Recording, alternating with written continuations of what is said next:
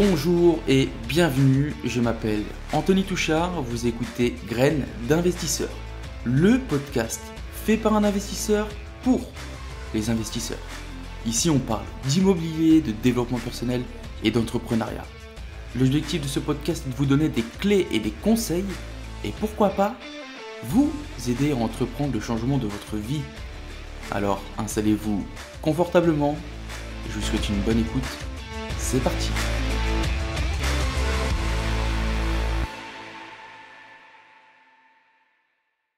Bonjour et bienvenue tout le monde, bienvenue dans ce tout nouvel épisode du podcast Graines d'investisseurs, c'est Anthony et comme d'habitude c'est toujours un plaisir de vous accueillir pour l'épisode des jours.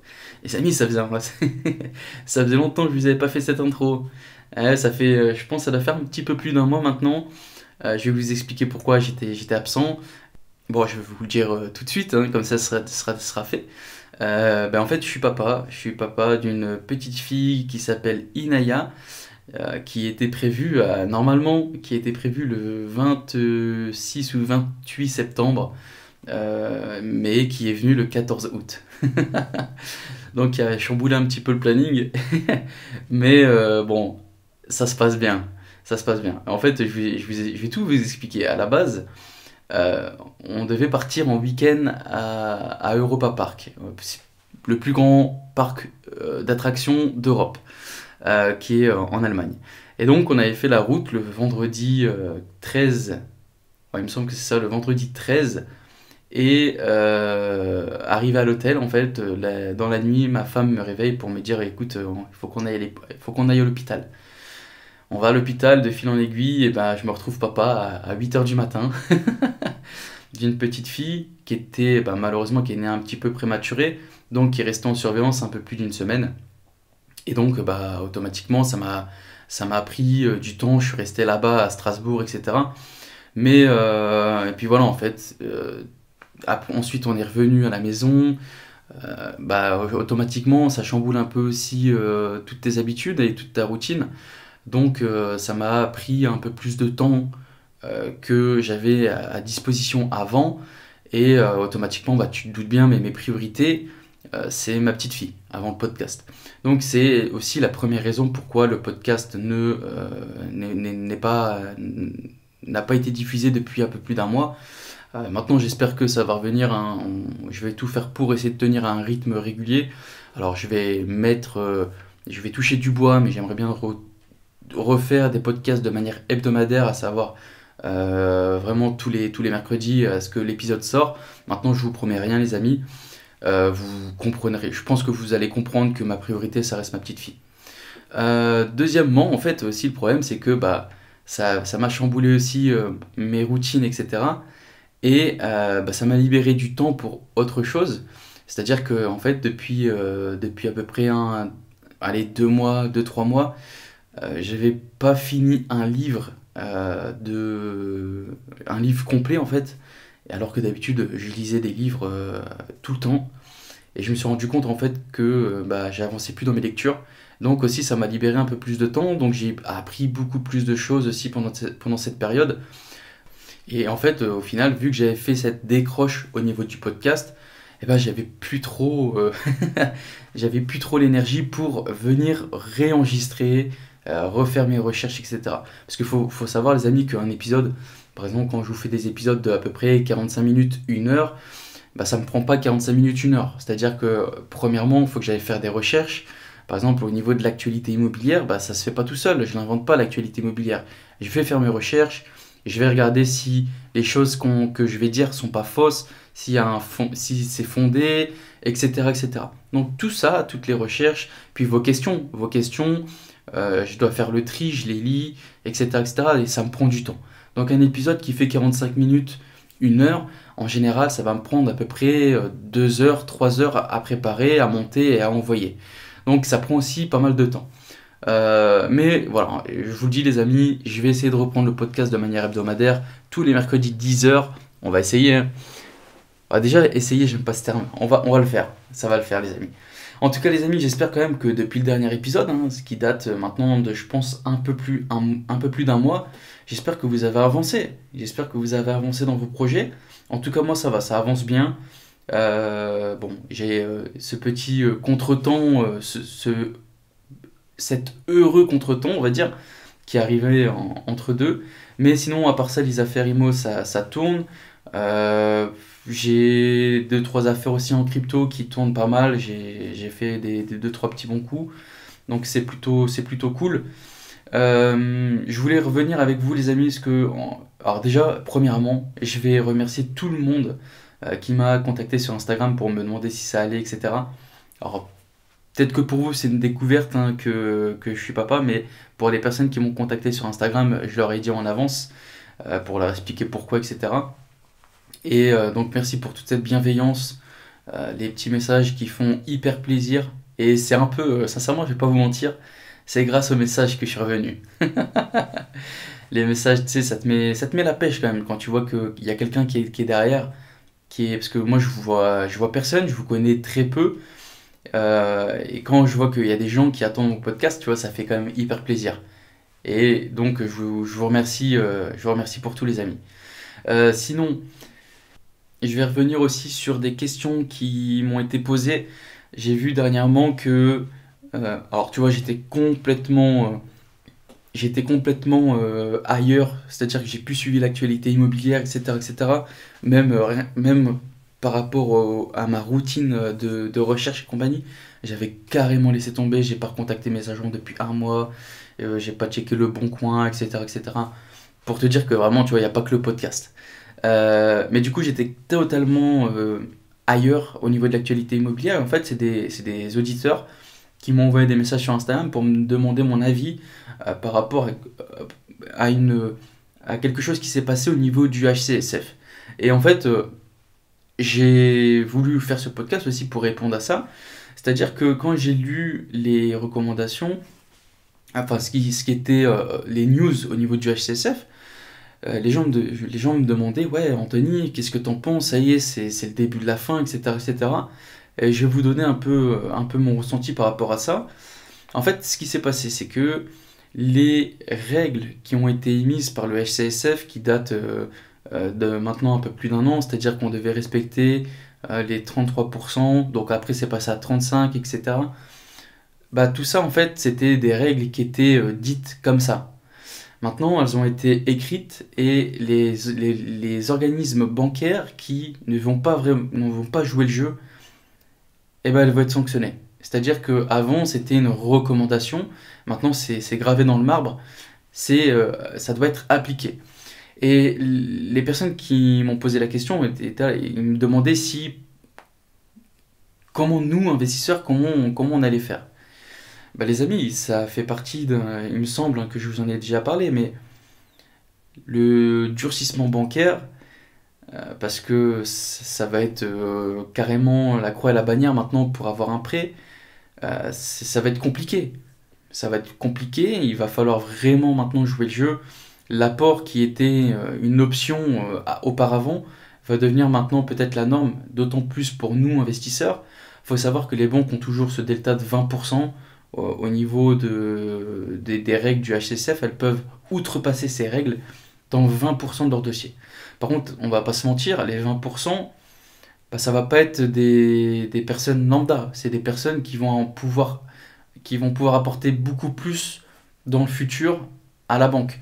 C'est-à-dire qu'entre une personne qui gagne, allez, on va être honnête, hein, mais entre une personne qui gagne 1200 et une personne qui va gagner 4000, 5000, 6000, automatiquement, tu vois, la banque, elle va peut-être plus outrepasser ses règles pour le profil qui gagne 5000 que la personne qui gagne 1200.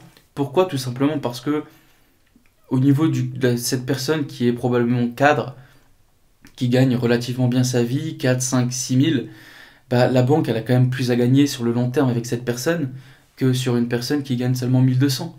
Alors effectivement c'est dégueulasse et on dit qu'on prête toujours aux riches. Bah oui, c'est vrai, on va pas se mentir. Plus t'es riche et plus c'est aisé d'emprunter. Maintenant, pour le problème c'est que auparavant, en fait, en France, tu vois, on est quand même aidé par rapport au prêt, etc., etc. Avant, c'était open bar, c'était le Far West. Tu pouvais gagner, t'étais au SMIC, tu pouvais emprunter 1000 et des cents, tu vois. Bah, le problème, c'était que ça, c'était devenu un peu la base. Sauf que la base, les amis, on reste quand même sur les critères vraiment de base au niveau bancaire. Ça restait toujours. Le 30% était toujours. Il était toujours là, hein.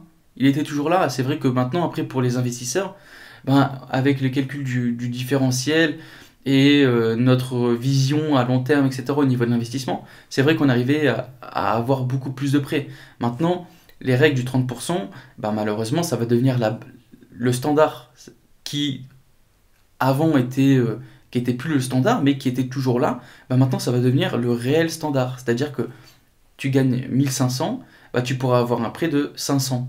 Et basta.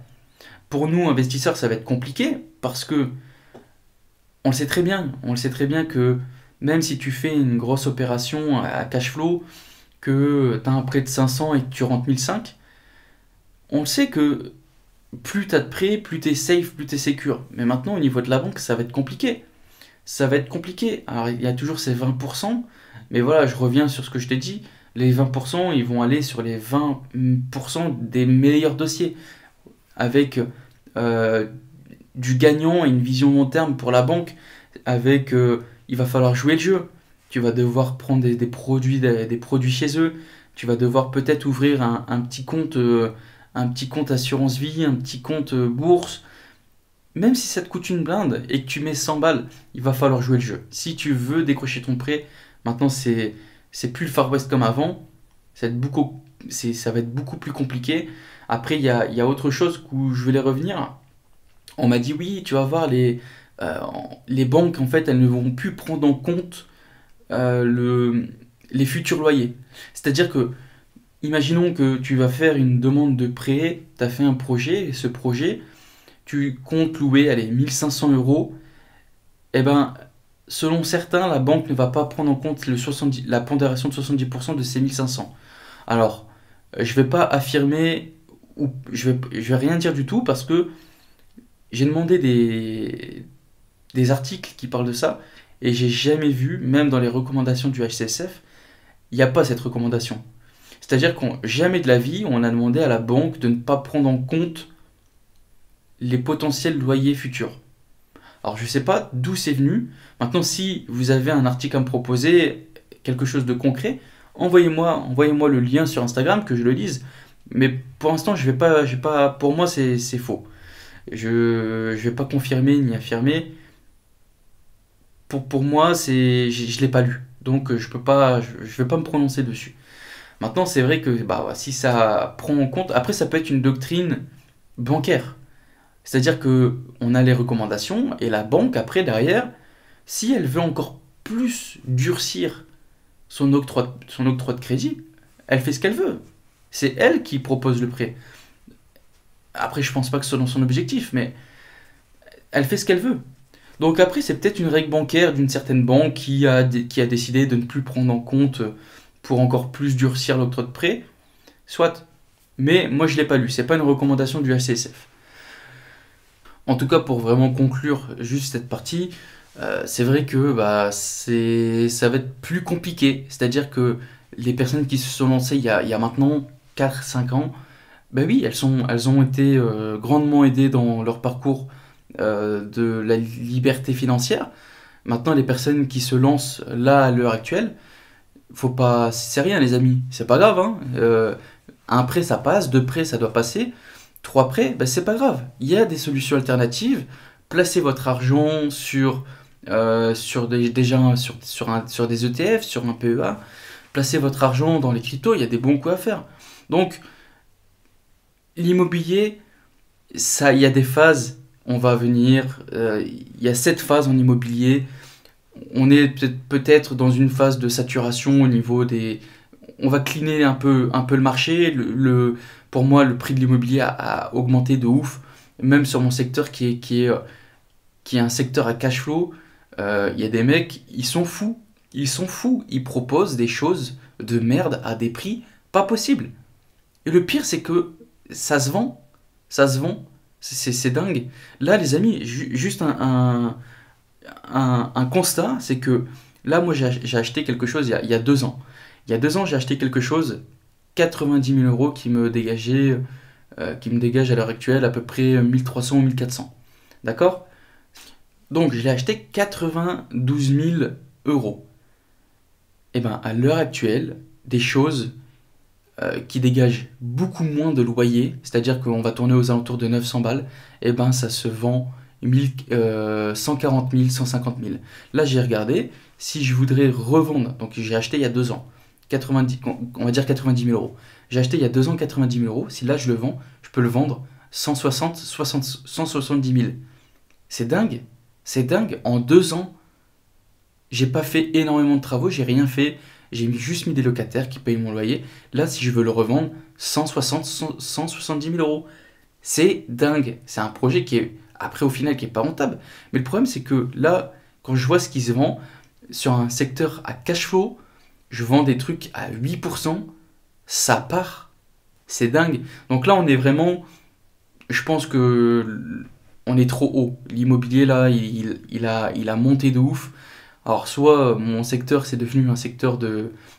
c'est devenu un secteur patrimonial et je suis pas au courant, ce qui m'étonnerait, mais voilà, l'immobilier, c'est monté, c'est trop monté, je trouve. Ces dernières années, il y a eu cet engouement d'investissement locatif, il y a eu beaucoup d'investisseurs qui sont venus, même qui n'étaient pas formés, qui ont acheté n'importe quoi, qui ont fait grimper ce prix au mètre carré. Et à un moment, c'est tout, il faut que ça se calme.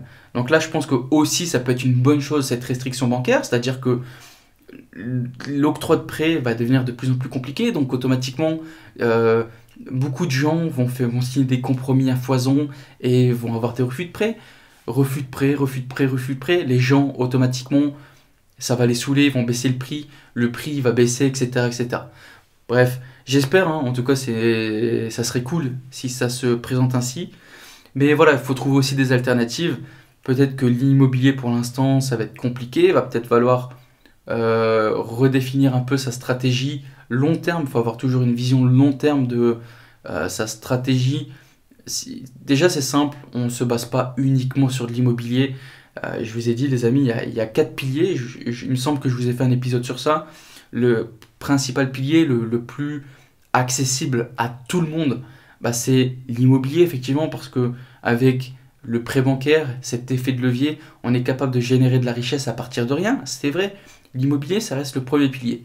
Maintenant, il y a d'autres piliers. Il y a la bourse, il y a le business et tout ce qui est euh, business sur Internet. C'est-à-dire que la bourse, vous avez la bourse classique. Dans la bourse classique, vous avez tout ce qui est PEA, ETF. Et puis, pour moi, dans la bourse, il y a aussi cette, euh, cet aspect au niveau de la crypto. Pour moi, dans la bourse, je regroupe classique, ETF, crypto. Je vais revenir sur la crypto juste après. Le troisième pilier, c'est les business en dur, des business physiques. C'est-à-dire que, je sais pas, peut-être que tu as toujours kiffé ouvrir, je sais pas, imaginons, je sais pas, tu veux être boulanger, bah, un troisième pilier pour aller vers ta liberté financière, c'est de monter une boulangerie. Mais après, voilà, d'être capable de déléguer, compagnie, te libérer du temps. Donc ça, c'est le troisième pilier. Et le quatrième pilier, c'est tout ce qui est business sur Internet. Ça peut être tout et n'importe quoi. Ça peut être l'infoprenariat, ça peut être faire de l'achat-revente sur Internet, ça peut être du Amazon FBA, ça peut être beaucoup de choses. Et vraiment, les amis, je vous dis, mais le business Internet, c'est vraiment accessible à tout le monde. Ça, y a pas plus simple, tu n'as même pas besoin de montrer ta tête sur Internet pour générer de l'argent. Je te dis pas de générer des millions, hein, mais générer 1000, 2000 sur Internet par mois, excuse-moi, mais si tu te mets à fond dedans pendant quelques mois, c'est largement faisable. Donc revenons un peu sur la crypto. La crypto, les amis, j'ai reçu des messages. Alors moi, je parle pas de crypto parce que euh, bon, je vais dire de la merde parce que je vais parler de crypto, mais moi, je suis pas expert. Je me considère pas comme un expert au niveau de la crypto. Je suis loin, loin, loin d'être le meilleur.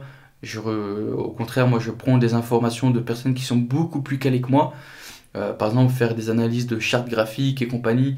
Alors je sais à peu près placer, voilà, mais je suis pas du tout un expert, je donne pas de conseils, etc., etc. Mais dans la crypto, les amis, il y a quand même beaucoup de choses à faire. Il faut pas être con que, il faut pas être con pour comprendre que bah, c'est quand même un investissement futur. Après, c'est toi et ta vision. Moi, je crois réellement au potentiel de la crypto. Après, tu peux être pessimiste sur la crypto et dans ce cas-là, passe ton chemin. Mais tu peux faire vraiment beaucoup de choses. Si tu, c'est comme la bourse. La crypto, faut avoir une vision. Je te parle pas de faire du trading, achat, revente dans la journée, acheter le matin, revendre à midi et compagnie. Non, non, non. Je te parle pas du tout de ça. Moi, je te parle de la vision long terme, celle qui va vraiment te rendre riche. Effectivement, ça fait pas rêver de te dire que bah peut-être que tu vas bloquer de l'argent pendant 5, 6 ans. Mais par contre, c'est pour moi la meilleure vision sur le long terme. C'est-à-dire que comme la bourse, tu peux prendre un graphe, prends un graphe depuis la création de la bourse et regarde. Tu vas voir quoi? Tu vas voir que la bourse, plus le temps passe, plus les années défilent, et plus la bourse, elle va toujours, toujours plus haut. Maintenant, c'est vrai que si on prend sur les 5 dernières années, on va zoomer, et ben tu vas voir que la courbe, elle monte, elle descend, hop, ça descend hyper fort, hop, ça monte, ça descend. Ça monte pas tout droit, to the moon. Non. Et ben la crypto, c'est pareil. Il faut juste trouver, et je te parle pas de shitcoin. Un shitcoin, c'est ce qu'on appelle, par exemple, le Shiba Inu, toutes ces cryptos qui coûtent 0,000000775 centimes, tu vois. Non, je te parle vraiment des vrais projets. Euh, je vais pas citer de projets pour pas orienter ton truc, mais voilà, des vrais projets qui ont vraiment une utilité dans le futur. C'est-à-dire qu'il y a plein de projets, et il y a plein de faux projets aussi. Maintenant, c'est à toi de faire tes recherches, mais il y a plein de projets qui ont vraiment une utilité. Peut-être qu'aujourd'hui, ces projets... Regarde, tu sais quoi, je vais te prendre un exemple. Je vais te prendre le Solana. Alors, le Solana, c'est quoi? Le Solana, en gros, c'est une blockchain qui cherche à résoudre des problèmes du secteur de la blockchain. C'est-à-dire ce projet, en fait, il cherche à améliorer la vitesse et la scalabilité. La scalabilité, pour ceux qui ne savent pas, mais c'est en gros à chercher le potentiel de développement énorme, en gros, sans chercher à venir sacrifier tout ce qui est décentralisation ou la sécurité du réseau, en gros. Grossièrement, hein, je t'explique ça. Maintenant, le Solana, voilà, pour moi, le Solana, après ça reste comme mon avis, mais pour moi, le Solana, c'était un bon projet. Et maintenant, je vais t'expliquer un peu. Donc, le Solana, en gros, ça fait déjà X temps qu'il est sur le marché. Et tu sais quoi, je vais aller sur son chart. Je vais aller regarder pour pas vous dire de bêtises. Alors, tu vois, c'est un projet qui est né, il me semble, au mois de juillet 2020. Donc, le projet a quasiment un an et demi, grosso modo. Le projet à la base, quand il est arrivé sur le truc, il était aux alentours de, allez, 1 dollar, 2 dollars.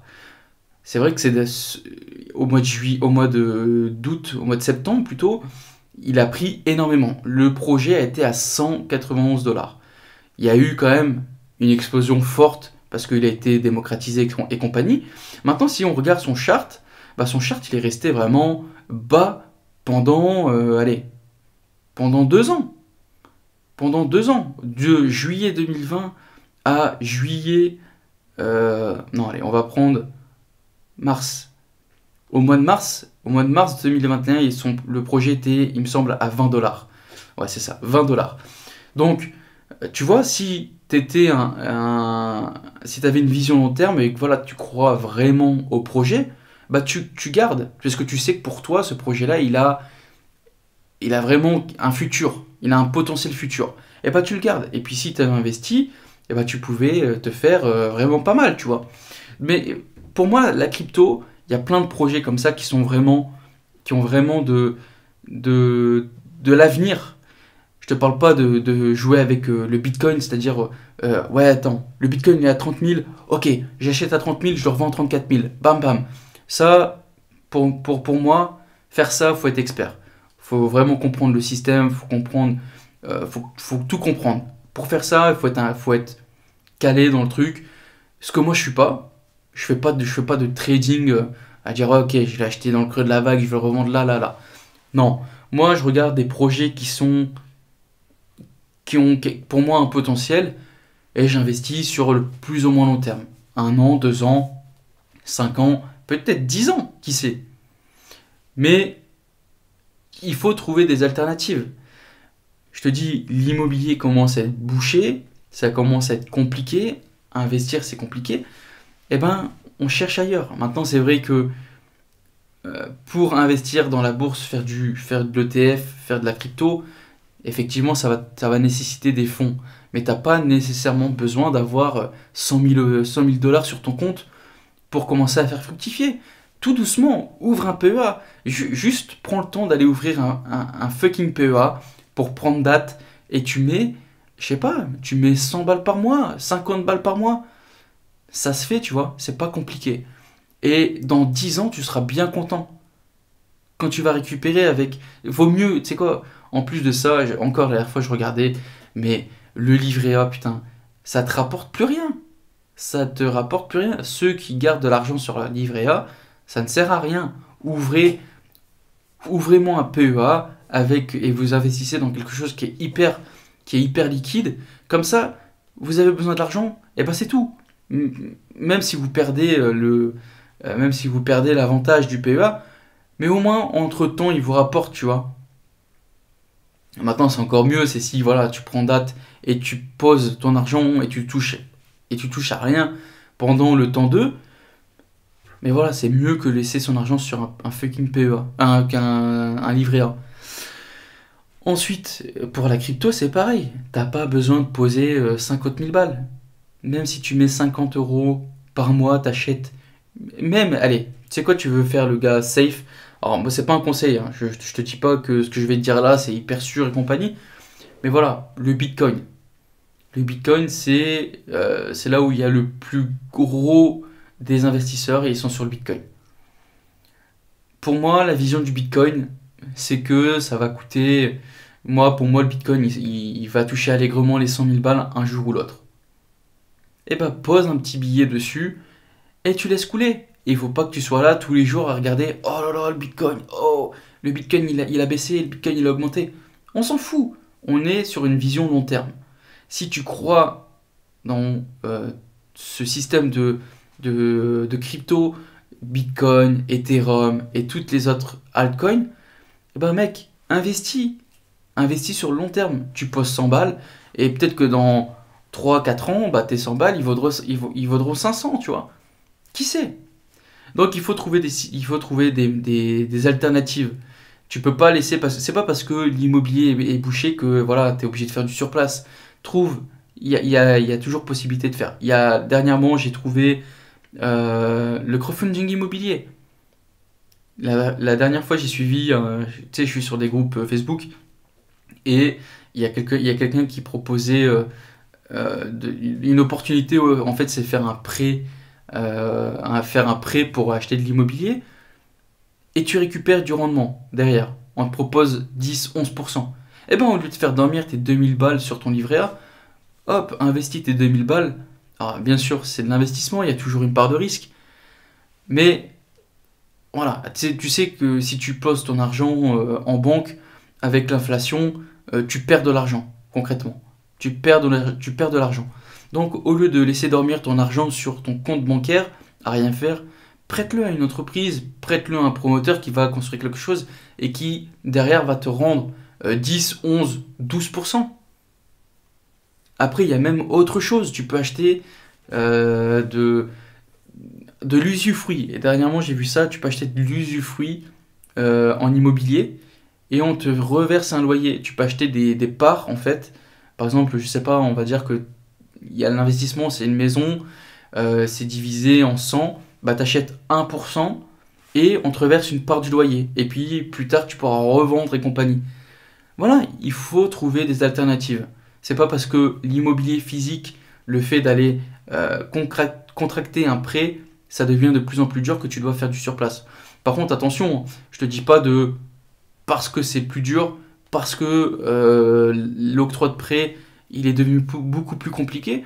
Je te dis pas de plus rien faire. Au contraire, il faut que tu te bouges ton cul, que tu vas voir X banques, tu vas voir 20, 30, 40 banques pour essayer et pour peut-être décrocher un prêt. Si tu le fais pas, automatiquement, c'est sûr et certain que le résultat, ça sera nul.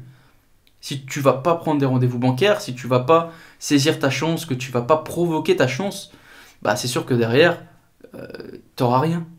T'auras rien. Et j'arrête pas de te le répéter, mais il y a personne qui va venir te prendre par la main pour faire changer ta vie, etc.